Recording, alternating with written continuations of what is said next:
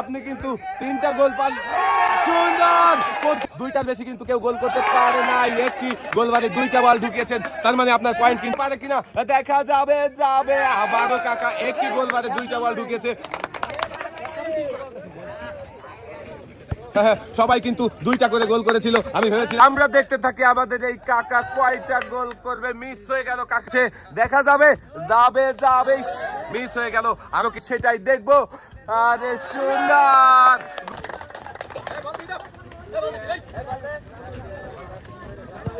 কাকা এক উইকেট করে ভাই সামনে কিন্তু গোল হয়ে গেছে। কোনো 2টা সুযোগ রয়েছে ভাই।